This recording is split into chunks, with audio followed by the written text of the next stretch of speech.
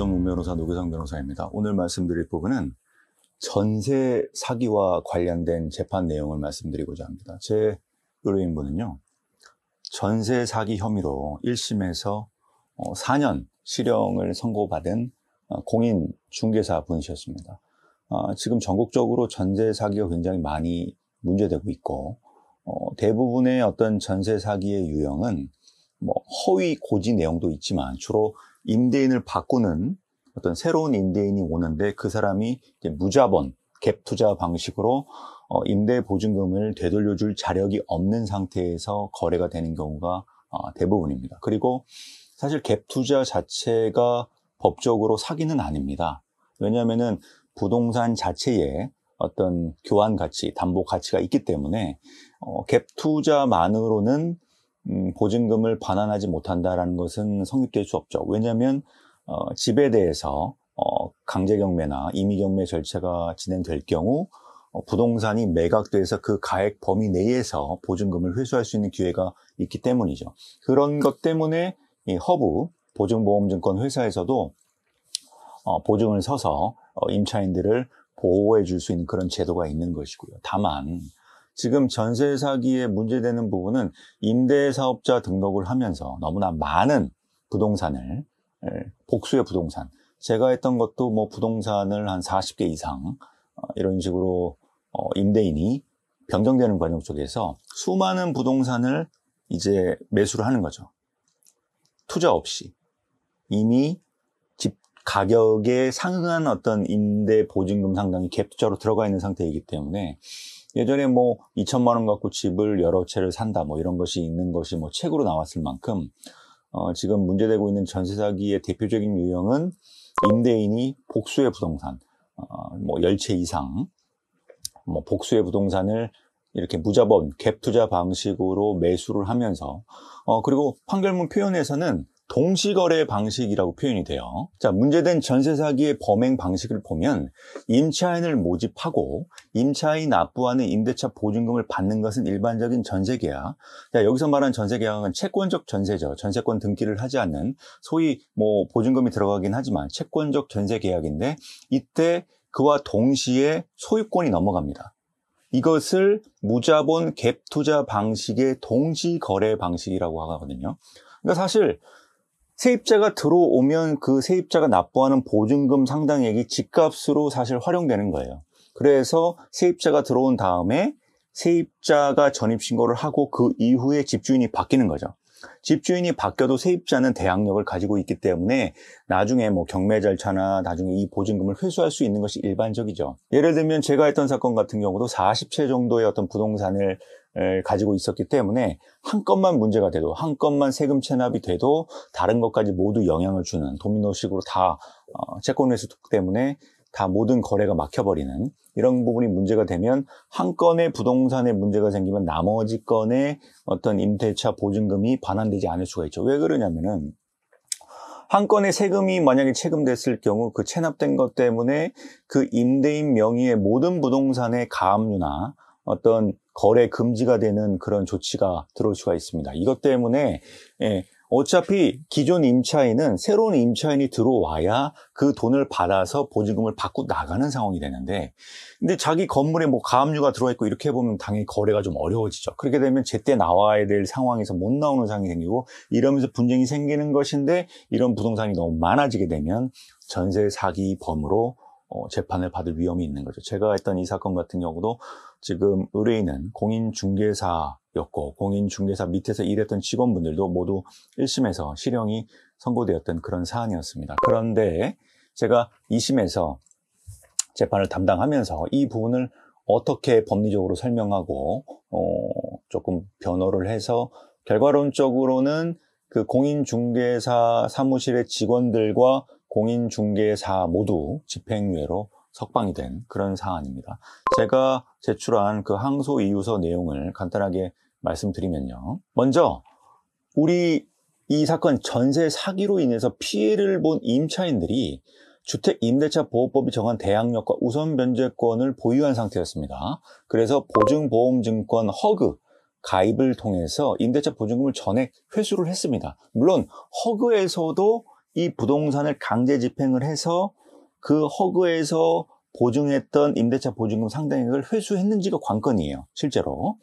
그래서 사실 이 사건 전세 사기의 피해자로 특정된 임차인분들은 금전적인 손해가 과연 있는 것인지 불분명했습니다. 다만 최근 전세 사기로 인해서 임차인으로 되신 분들이 제때 나가지 못하는 부분에 대해서는 표현을 어떻게 하고 있냐면 정신적 손해를 입었다라고 하고 있어요. 그러니까 다 정리를 하면은 임차인분들이 나중에 퇴거를 하면서 임대차 보증금을 다 회수하긴 했습니다. 다만 이 과정에서 제때 임대차 보증금을 회수하지 못하는, 좀 기다리는 과정이 있을 수 있었고요.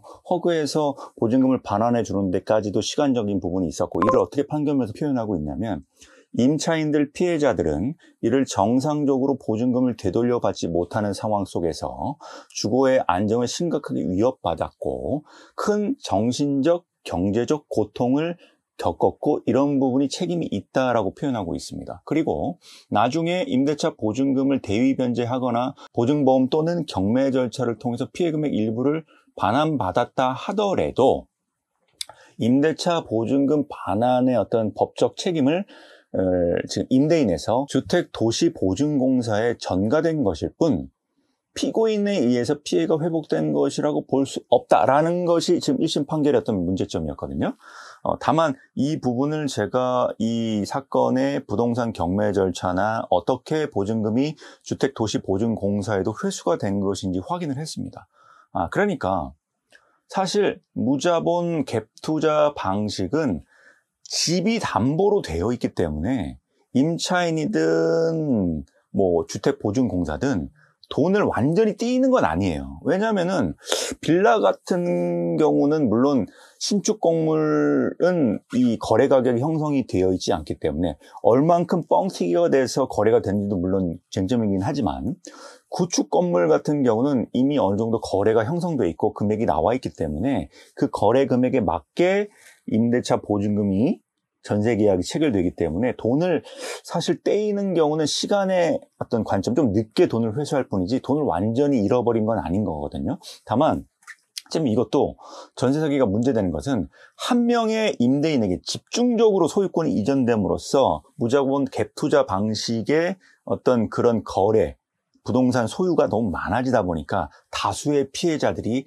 양산될 수 있다는 그런 위험성을 강조하고 있는 것입니다. 그래서 제가 항소심에서는 어떤 부분을 변론했냐면 우선은 우리 임차인분들이 임대차 보증금을 전액 반환받았다. 어떤 1차적인 피해자라고 볼 수 있는 임차인분들의 어떤 금전적인 손실은 없었다는 부분을 말씀드렸고요. 그리고 신축 건물 내지 이렇게 지금 빌라에 들어갈 때는 일종의 어떤 수수료, 보상금, 이사 지원비 또는 이자 지원금 이런 부분을 처음에 돈을 받으세요.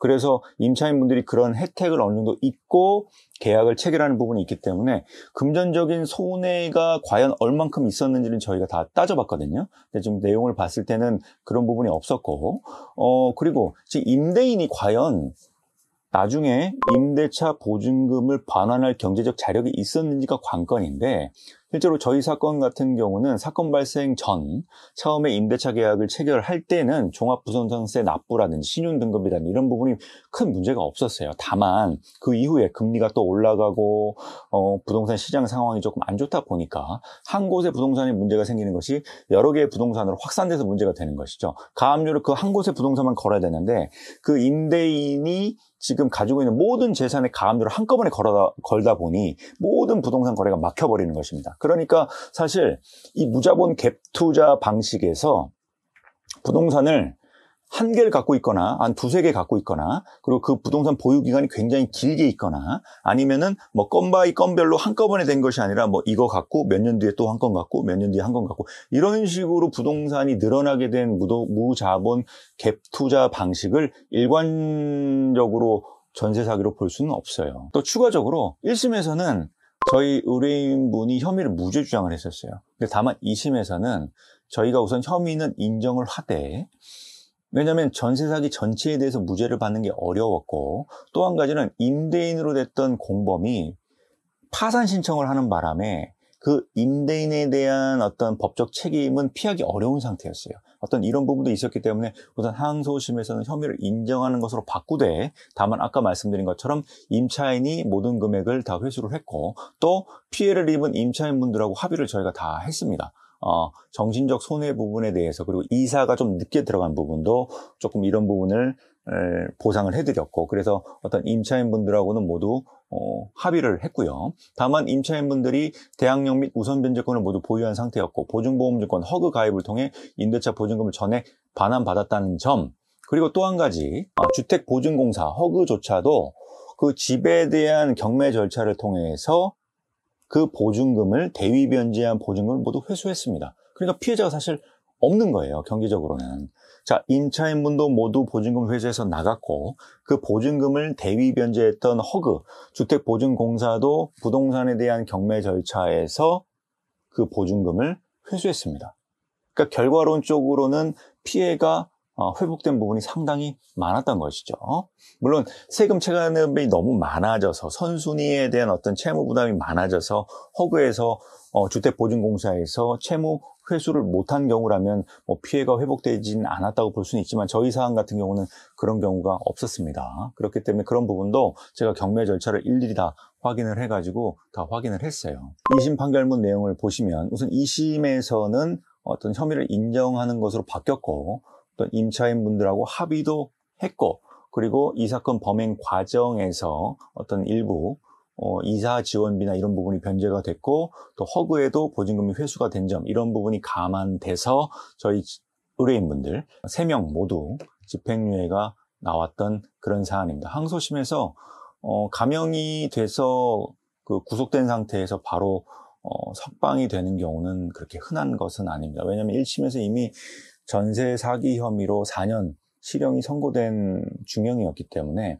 사실 의뢰인분은 굉장히 회의적이었어요. 이게 과연 집행유예가 나올 수 있을 것인가, 굉장히 회의적이었고, 저 또한 준비를 하면서 법리적으로는 사기가 성립되기 어렵다라고 생각을 했습니다. 이거는 대법원에서도 법리적으로 문제가 있는 부분인 건 맞아요. 왜냐하면 시장 거래에 의해서 사실 집주인이 바뀌는, 임대사업자로서 여러 부동산을 매수해서 소유하는 것을 법적으로 규제하고 있지는 않거든요. 다만 그것이 많아지면서 지금 이런 문제가 생긴 것인데, 이것이 과연 직접적으로 사기라고 볼 수 있을 것인지, 거짓말을 한 것이 맞는지, 거짓말 이후에 직접적으로 처분행위가 이루어진 것은 아니고, 왜냐하면 임대 보증금을 반환하지 못하는 상황은 임대차 계약을 체결하고 2년 내지 4년 뒤에 발생하는 그 사후적인 얘기이기 때문에, 그때는 사실 집값이 또 올라갈 수도 있잖아요. 집값이 올라가는 걸 전제로 하니까 어차피 세입자를 구하는데도 문제가 없고, 또 경매 절차에 의해서도 부동산의 어떤 경락 절차를 통해서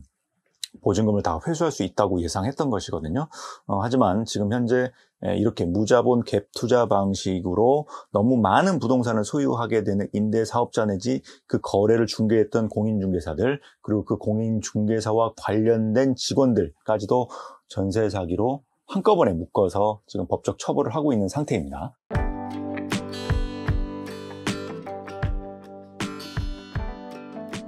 전세 사기 혐의로 경찰 조사를 받거나 또 재판을 받고 계신 분이 계시다면 이런 부분을 법리적으로 잘 설명을 해야 됩니다. 단순히 지금 경찰은 사실 임대차 거래나 어떤 민사적인 부분을 잘 몰라요. 오히려 제가 직접 설명을 해주고 경매 절차에서 이런 부분이 있고 선순위로 어떤 부분이 있었고 이런 부분을 설명을 했을 때 그제서야 경찰 수사관분들이 좀 이해하는 경향도 있거든요. 재판 과정에서도 제가 이런 어떤 경매 절차나 보증금 회수 부분 이런 부분을 법리적으로 잘 설명을 했기 때문에 재판부 입장에서도 저희가 피고인 신문 과정에서 이런 부분을 충분히 소명해서 집행유예로 결과가 잘 나온 그런 사안입니다.